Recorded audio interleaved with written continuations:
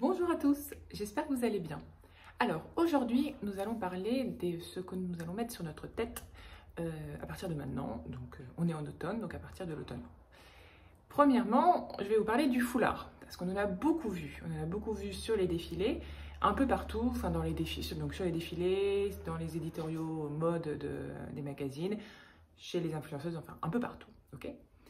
Je ne vous parle pas du petit foulard qui se noue là, tranquille. Non, je parle du foulard qui se noue en limite en fichu, qu'on noue en dessous du menton, ou éventuellement qu'on pose sur la tête et puis on fait une sorte de truc qu'on noue autour du cou et qu'on attache derrière. D'accord?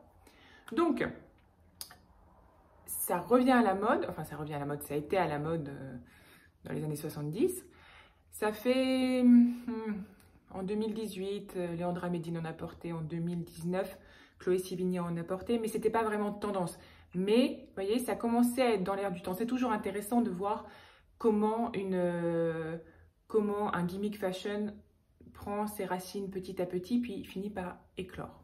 Donc ces deux filles l'ont emporté, mais c'est normal parce qu'elles ont une culture mode, donc elles pouvaient d'elles-mêmes s'inspirer de Grace Kelly, de ce genre de personnes qui pouvaient elles n'avaient pas besoin qu'on leur dicte des gimmicks stylistiques pour les adopter. Vous voyez ce que je veux dire? Bref, parenthèse fermée. Donc, c'était un peu dans l'air du temps, mais là, c'est réellement dans l'air du temps. Le foulard, comme ça. Ce qui est intéressant, c'est que c'est un accessoire mode, mais quand on porte un foulard ainsi, durant les dernières décennies, il avait plusieurs, je vais dire symbolique, plusieurs significations. Tout d'abord, il y a dans certaines cultures, avant de se marier, on ne porte pas de foulard, mais à partir du moment où on se marie, eh bien, on couvre ses cheveux. Donc, c'était une sorte de signalement de statut. Femme mariée, fichue sur la tête. Ensuite, il y a aussi son côté pragmatique. C'est-à-dire que pour se protéger du vent, pour se protéger de la poussière, pour se protéger du soleil, boum, foulard. Et puis évidemment, il y a le côté religieux qu'on voit donc chez les musulmanes, mais également avant, les femmes à l'église catholique se couvraient aussi les cheveux pour rentrer dans l'église. Donc vous voyez, le foulard, c'est pas vraiment neutre. Donc, il faut en avoir conscience. Après, voilà, on peut le prendre aussi avec beaucoup de légèreté, et c'est ce qu'il faut faire, hein, et le porter et s'amuser avec. Mais bon, c'était pour un petit récapitulatif. Comment il a évolué durant les années? Dans les années 40, on a un foulard bien grand qui se porte comme ça en fichu et on a un côté élégant mais un peu pudique et aussi pragmatique parce que ça empêche que les cheveux tombent dans le visage, ça protège du soleil. Enfin, on voit des Italiennes, des Espagnols avec ce genre de grands fichus. Après, on a les années 50-60, où là, le foulard redevient revient vraiment à la mode. Et vous savez pourquoi? C'est rigolo. Parce que c'est le moment où les femmes se bouclent les cheveux avec des bigoudis. Et les bigoudis, il faut qu'ils posent longtemps. Sauf que, voilà, quand tu as des bigoudis sur la tête pour aller chercher les enfants, pour aller faire les courses à l'épicerie, etc., c'est pas très esthétique. Donc, les femmes se sont mises à porter un foulard sur leurs bigoudis. Et comme ça, elles se sentaient à l'aise pour pouvoir sortir. Donc ça, c'est vraiment un des gros trucs des années 50-60. C'est les bigoudis et le foulard. Et après, dans les années 70, on a Grace Kelly, sublime, élégante, qui porte son foulard, qui le porte des fois noué sous le dessous du menton, mais souvent sur la tête et comment dire, pas noué, mais entouré autour du cou, avec des grands manteaux, avec une robe d'été, enfin quand elle va en voiture, vous voyez, en décapotable. C'est très élégant. On a un autre côté, je vais vous parler de la marraine spirituelle de ces vidéos, qui est notre chère Elisabeth II, qui elle aussi porte le foulard depuis des années et des années et des années. Et donc elle, c'est beaucoup plus pragmatique. Là, elle le porte quand elle est à la campagne, elle le porte quand il y a du soleil, et elle, c'est pas noué élégamment, non. C'est le petit nœud en dessous du menton. On est comme ça, on est bien terre à terre, on est protégé, on peut y aller, voilà. Et elle le porte depuis les années 70, peut-être les années 60, mais elle n'a pas arrêté de le porter. Et aujourd'hui, elle le porte encore. Et elle porte des foulards qui sont avec des imprimés canins, c'est sublime, ça mérite d'être regardé de près. Voilà pour un peu comment dire, la frise chronologique du foulard. Donc on peut se demander par contre, ok, donc pourquoi le foulard noué ainsi revient en 2021. Parce que c'est quand même synonyme d'une féminité assez traditionnelle, c'est assez classique.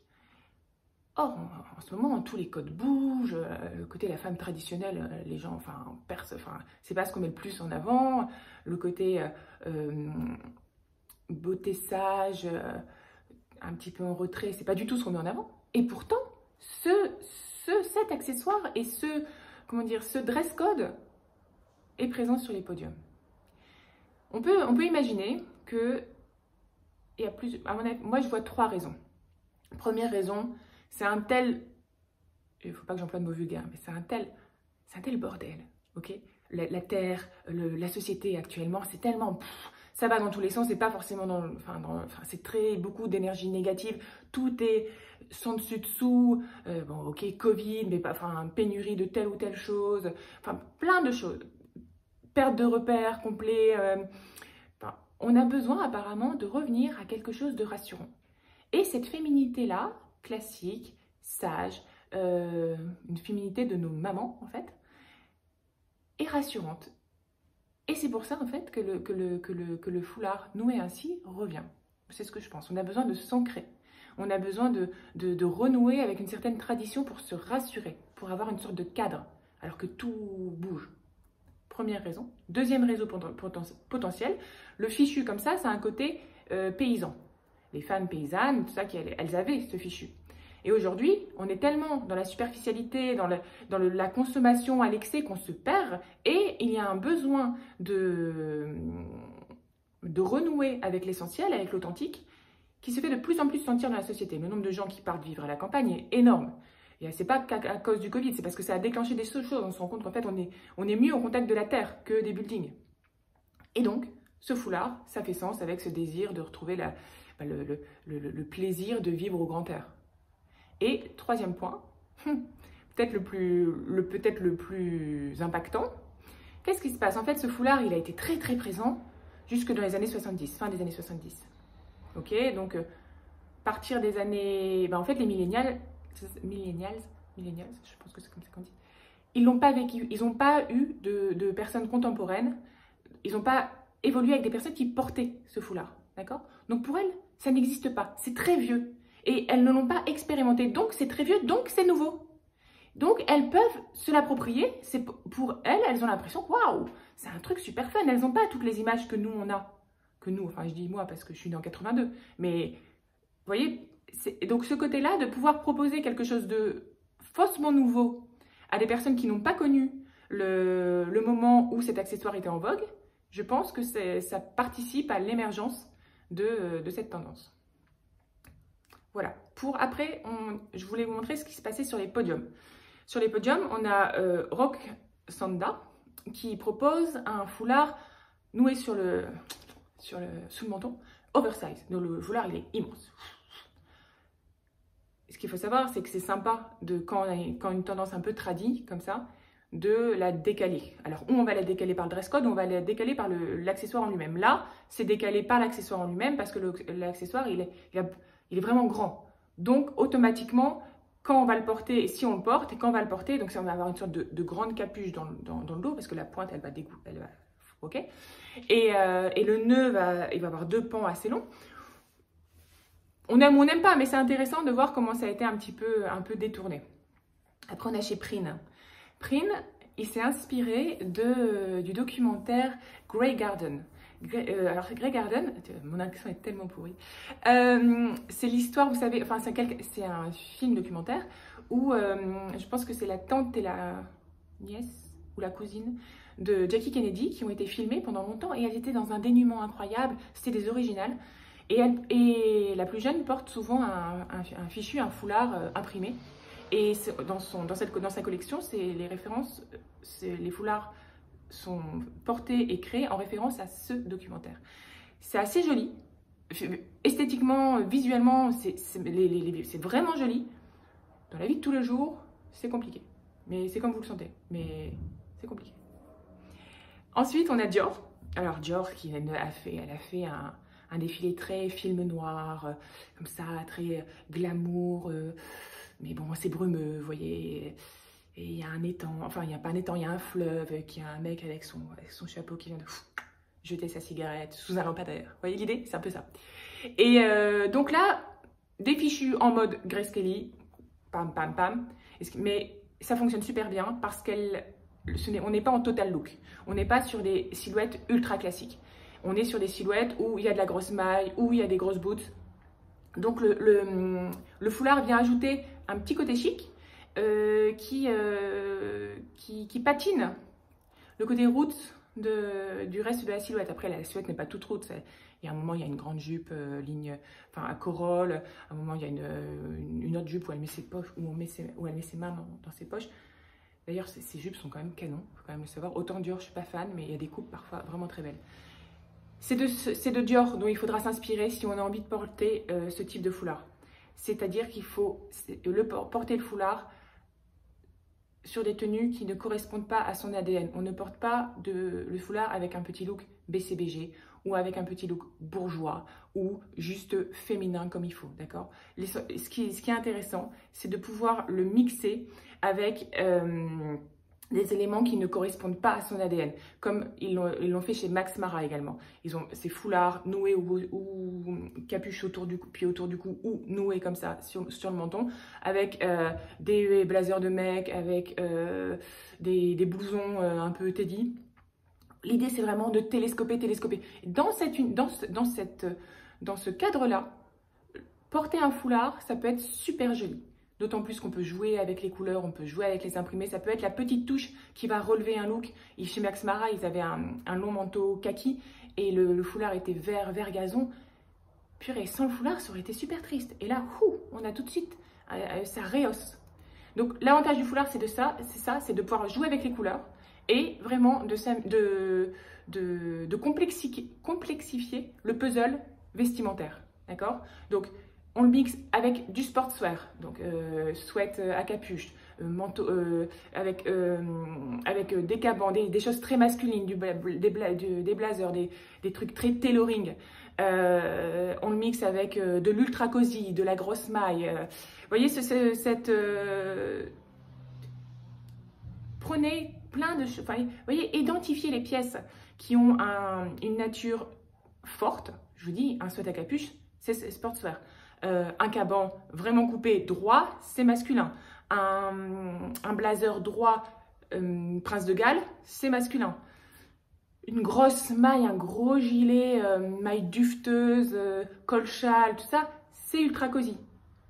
Et bien là, c'est nickel pour mixer quelque chose comme le foulard qui est comme qui va avoir un gros impact sur la silhouette, mais dont l'ADN sera contrebalancé par l'ADN des autres pièces. Donc voilà. Pour ce qui était du petit foulard, enfin petit ou grand, comme vous voulez, noué sur le bas du menton. Sachez que c'est quand même plus joli de le nouer en écharpe, d'accord? C'est vraiment pas compliqué, regardez un tuto sur internet si vous ne savez pas comment faire, mais le nouer là, ça peut potentiellement quand même faire un effet cagoule, on va parler de la cagoule après, alors que le nouer pam, là, comme une sorte de cravate, et noué, c'est plus élégant. C'est plus élégant. Après, comme vous le sentez. Mais bon. Après, si vous ne vous sentez pas du tout de le porter en fichu, le foulard, et si vous avez envie d'en porter quand même cette saison, vous pouvez le porter de plein de manières différentes. Vous pouvez le porter en fichu noué dans les cheveux derrière. Donc, on n'a pas ce côté enrobé tour du visage ceint par une étoffe, mais c'est sur l'arrière de la nuque, sur la nuque. Ça peut être joli aussi. Ça peut vite faire fermer, il faut faire gaffe. Il y a des parisiennes qui le portent. Enfin, parisienne parce que la fille que j'ai vue, c'est une parisienne, mais il faut faire gaffe quand même. Ça peut être un peu casse-figure. Après, il y a les foulards noués comme ça sur le devant, en le laissant un petit peu lâche. Faut pas s'étrangler avec. Plutôt comme un collier, c'est très joli. Sur les épaules. Alors ça aussi, c'est un peu touchy. Ça peut vite faire grand-mère. Mais si vous avez vraiment aussi pareil, un truc très masculin, et si vous avez un blazer bleu marine très masculin, et vous avez un grand foulard dans les tons orangés, et que vous nouez en chauffe-épaule, ça peut être joli. Avec une casquette, avec un jean boyfriend et des baskets. On est bon, vous voyez? C'est comme ça qu'il faut faire les looks. voyez, enfin, opposer les styles. Vous avez, une fois qu'on a capté le truc, c'est très simple. Hein. Amusez-vous à le faire. Et donc voilà, tac tac, je vous ai dit. Et oui, on peut aussi porter le foulard comme ça, juste les deux pans sur les côtés. Comme ça, on profite de l'imprimé, on profite de la matière, on n'a aucun problème de nouage, de cheveux. Donc voilà, voilou. Deuxième petite chose que nous pouvons mettre sur notre tête. Ben ça va faire 1 ou 2 saisons que c'est présent, c'est la casquette. Donc j'ai même pas, je peux pas, j'ai hésité, je me suis dit, je leur en parle ou pas. Je ne pouvais pas ne pas vous en parler parce que c'était très présent et en même temps, tout a été dit, j'ai l'impression. 2-3 trucs à rajouter peut-être.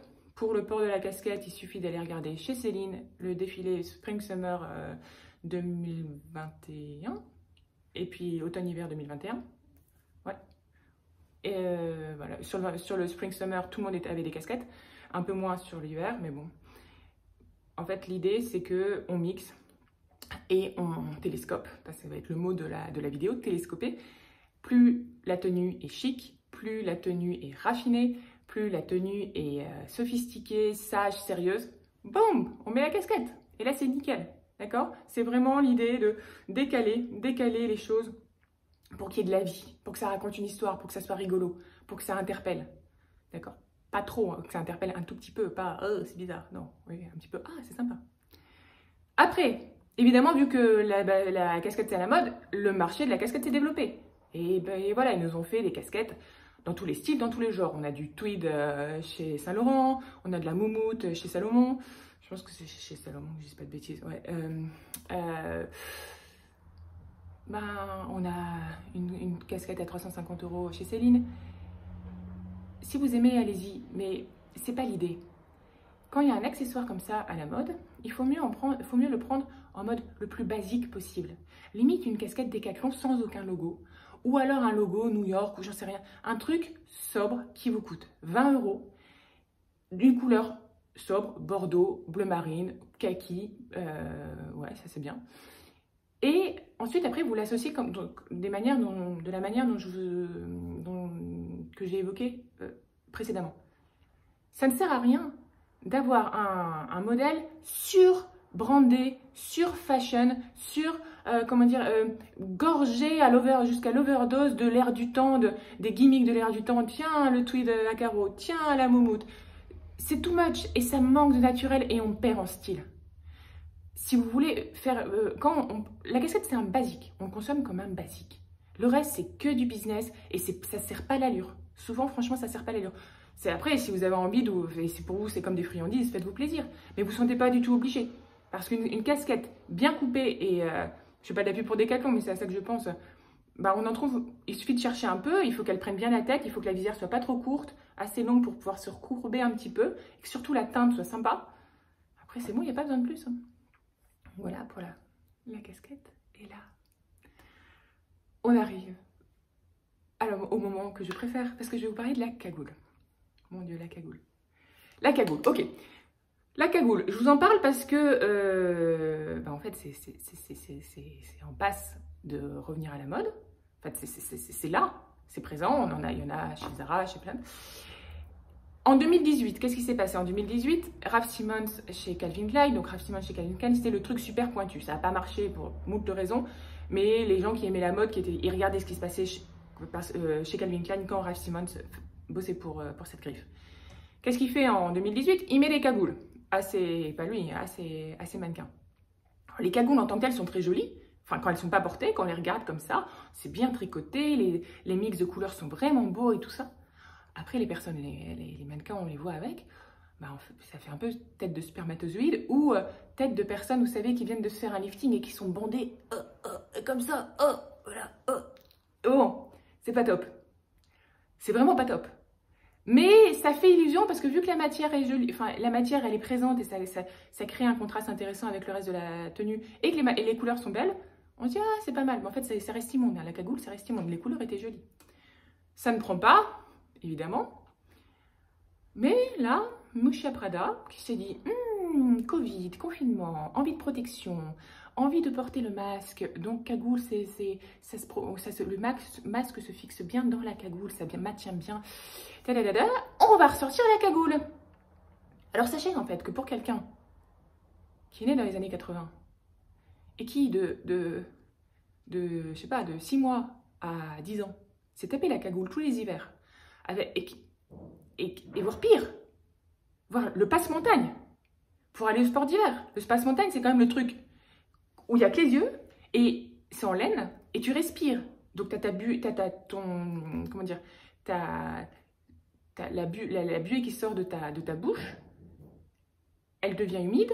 Donc, en fait, c'est humide au niveau de ta bouche, donc ça pique, et puis ça se gélifie. Enfin, ça se cristallise à cause du froid. C'est infâme. Le passe-montagne, c'est infâme. Bref, donc c'est quand même ces cagoules-là que ma génération a eu. Ça gratte, tu retires tes cheveux, c'est comme ça, enfin, c'est électrique. Tu prends une règle, tu as l'impression de faire un exercice de physique. La cagoule, nous on la mettait, on était 5 à 6 enfants. On avait tous, à un moment on en avait tous, je pense.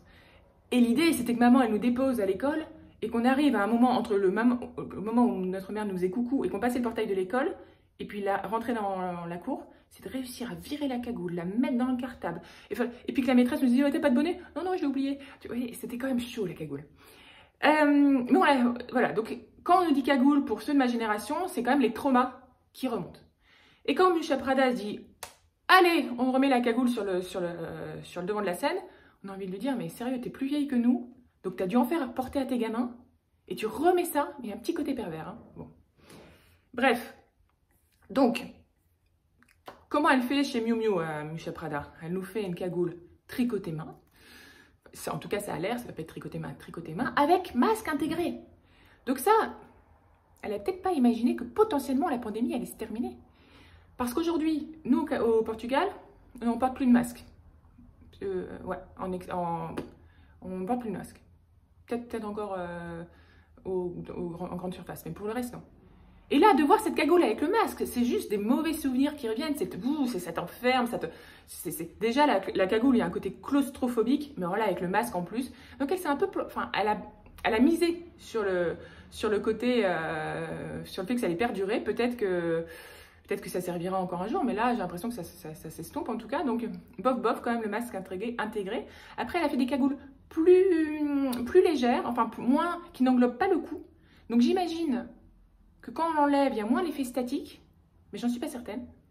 Et après, elle a fait vraiment pile dans l'air du temps, genre, j'y vais dans la tendance et j'y vais bien profondément. Elle a fait des cagoules matelassées. Donc, bon. Comment vous dire, dans la pratique, on ne va pas copier bêtement Miuccia Prada comme on fait Zara ou Arket et qui nous ont fait des cagoules. Bah, ils ont été dans les années 80, ils ont regardé, ils ont pris exactement les mêmes, ils ont fait pour adultes. Okay, parce qu'en fait, on ne va pas le faire. Pourquoi? Parce que déjà, ça ne va à personne. Ça ne va à personne. Léandra Medine, elle porte des cagoules régulièrement, c'est un de ces trucs, voilà. Bah, concrètement, c'est pas très beau. Il y a 1 an ou 2, avec ce truc de Raf Simons, il y a 2-3 filles qui ont porté des cagoules, des influenceuses, on a pu voir. Les filles, elles sont jolies. Donc, en dépit de la cagoule, elles parviennent encore à être jolies. Mais c'est en dépit d'eux. Donc, en fait, on nous propose de porter un accessoire qui rend moche. Et avec un peu de chance, vous serez tellement jolie que ça passera. Ben, franchement, c'est beaucoup d'embêtement pour rien. On n'a pas besoin de ça. Déjà, le matin, quand on se réveille, on a les yeux gonflés. On n'a pas besoin de se rajouter un truc pourri en disant « Allez, je me rajoute un truc bien laid, mais ma beauté, allez, avec un peu de chance, ma beauté intérieure va faire exploser le côté négatif de la cagoule. » Vous voyez ce que je veux dire? Donc, c'est un mythe, hein, le côté où la cagoule, ça peut être joli. Voilà, c'est potentiellement neutre sur certaines filles et encore, mais vraiment et encore avec 3 petits points. Ce qui est possible. Et ça, je l'ai vu sur une fille comme ça, c'est tu portes la cagoule Prada avec le masque intégré, mais en snood, c'est que tu ne la portes pas sur ta tête. Et vu qu'on a un effet fait main de tricot, voire de crochet, et puis que les couleurs sont sympas, c'est mignon. En fait, c'est mignon, porté, pas comme il faut. Vous voyez ce que je veux dire? Détourné. Souvent comme ça, en fait, dans la mode.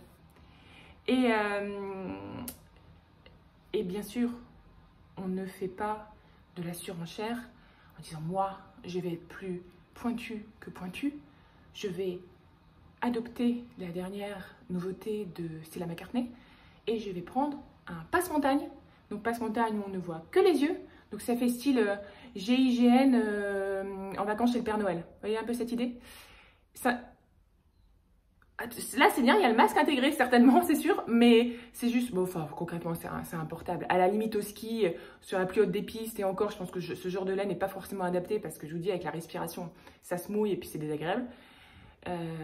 Non en fait c'est pas, enfin on évite, hein, ok, c'est drôle, je pense qu'ils se font des private jokes entre créatrices en se disant « Moi j'ai fait ça, ah ouais regarde je vais faire pire et on va voir qui est-ce qui va acheter. Ouais regarde celle sur Instagram, je lui ai envoyé, elle la porte, t'as vu ça ?» Et elles sont mortes de rire, tu vois. Je suis sûre qu'il y a des trucs comme ça.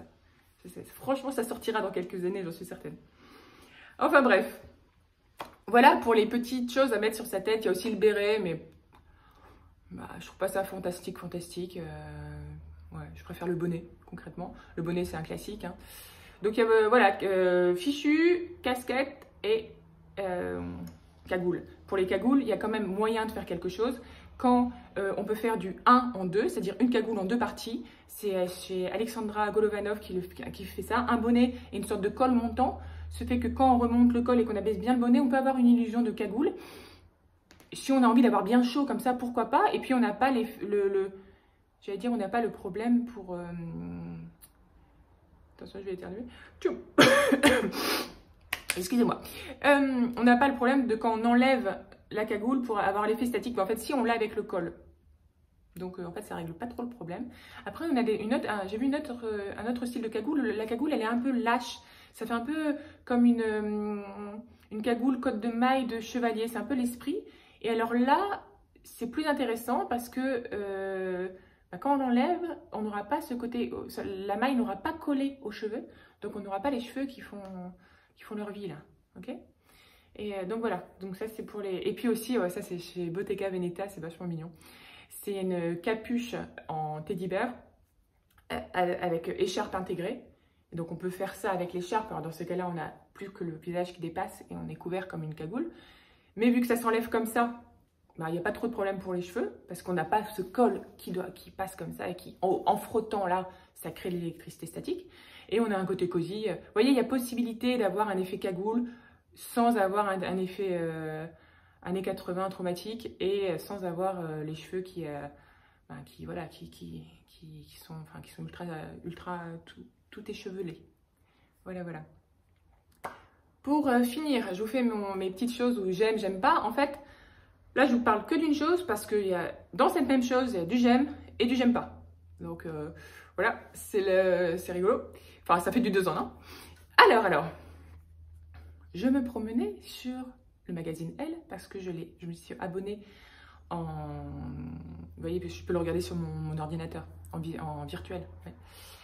Pour avoir un peu une veille, voir ce qu'ils font. Ouais, je suis pas fan, je vais pas tarder à me désabonner, je pense. Mais peu importe. Et en fait, c'est quand même bien de regarder ce qui se passe. C'est toujours bien. Je regarde et je tombe sur une pub. Je tombe sur une pub Darjeeling. Je pense que c'est comme ça qu'on dit, Darjeeling, ouais. Et je regarde la pub, je regarde le nom, et je dis, ils ont changé. En fait, la pub, c'était une dame, je sais pas, peut-être elle doit avoir une cinquantaine d'années, longs cheveux blancs, de l'embonpoint au niveau du ventre, mais enfin un embonpoint un peu de ménopause, vous voyez, et posant en lingerie, une lingerie jolie ou pas, on n'aime pas cette lingerie, mais pas une vraie lingerie, pas une lingerie spéciale, ronde ou ce genre de choses. Sophistiquée, vous voyez ce que je veux dire? Bref, une lingerie sexy. Ouais, bref.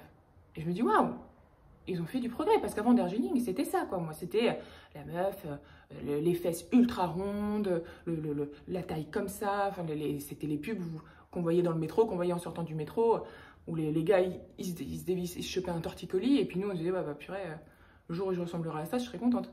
Ok? Et là, cette femme, eh bien, elle diffusait quelque chose de très positif, parce que elle était, en fait, elle était elle. Vous voyez ce que elle était unique, et elle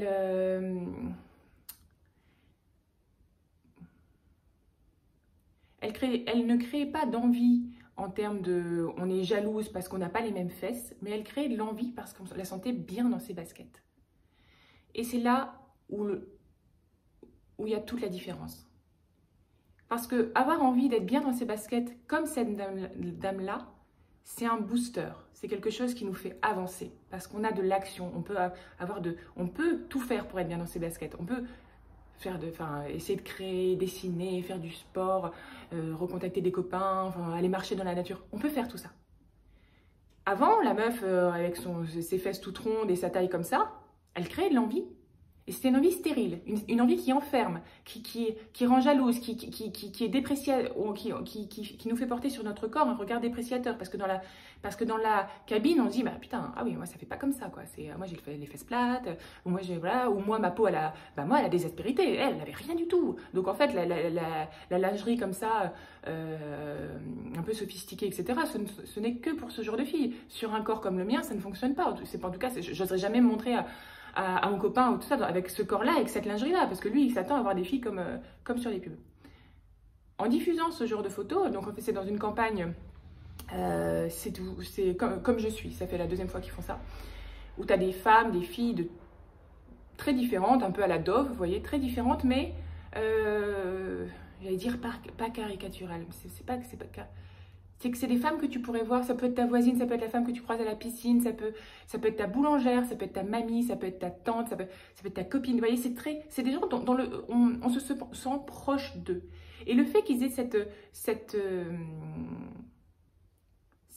bienveillance par rapport à leur propre corps qui les pousse à pouvoir se montrer, ça envoie que des signaux positifs. Et ça donne vraiment envie d'être soi-même et de se dire « Ah mais attends !» Elle est unique, mais moi aussi je suis unique. Elle a sa beauté et elle s'autorise à la mettre en valeur et à jouer avec et à être dans la séduction. Moi, j'ai ma beauté qui ne ressemble pas à la sienne, mais qui ne ressemble à aucune autre. Et à moi aussi de jouer avec, de me l'approprier et d'être dans la séduction. J'ai le droit d'essayer j'ai le droit de séduire. Même si je ne ressemble pas à l'ancienne mannequin Darjeeling. Donc ça en soi, c'est vachement beau, c'est super positif. Alors j'enfonce peut-être des portes ouvertes, mais moi, quand j'ai vu cette photo, je me suis dit c'est pas mal. C'est vraiment parce qu'on en voit beaucoup des femmes. Ok, il y a Sophie Fontanelle qui vient de poser toute nue là. Mais moi, elles m'ont pas fait de bien ces photos parce que c'est tellement esthétisé que ça m'a pas touchée. Alors que la photo là, elle me touche beaucoup plus parce qu'on n'est pas moi, je la trouve plus vraie, cette photo. Bon, après, Sophie, elle fait ce qu'elle veut, mais bref. Donc voilà, donc pour l'instant, très bien, ok? Très bien. Très bien. Ça va se corser, d'accord? Je vais sur le site de Darjeeling. Parce que je me dis, j'aimerais bien voir comment ils font, notamment la lingerie que la personne portait. J'avais envie de voir comment elle était faite. Je trouve la personne avec la photo que j'avais vue dans la pub. J'arrive sur la page de l'ensemble de lingerie. Première petite image, la dame un peu moins, la photo un peu coupée. Je scrolle pour avoir le détail de l'ensemble de lingerie. Ah ben, je suis retombée dans les bonnes vieilles traditions de l'univers de la lingerie, c'est-à-dire une fille extrêmement jeune, ultra photoshopée, dans un corps plus que parfait, voilà, comme d'habitude quoi. Donc en fait, ils avaient mis juste la photo de la femme, alors qu'ils auraient pu lui demander de poser dans différentes positions et qu'on ait réellement le déroulé, de face, de dos, de tout ça. Vous voyez, ils auraient pu aller jusqu'au bout, mais ils se sont arrêtés. Donc en fait, c'est communication, encore une fois, c'est que la fucking communication, et ils vont pas au bout. Donc il y a un moment où c'est pas correct. Tu fais une campagne comme ça, tu vas au bout sur ton e-shop, tu les fais poser, et au moins, t'es cohérent. Parce que là encore, c'est voilà, moi je fais poser des femmes de plus de 50 ans qui sont un peu rondes ou pas.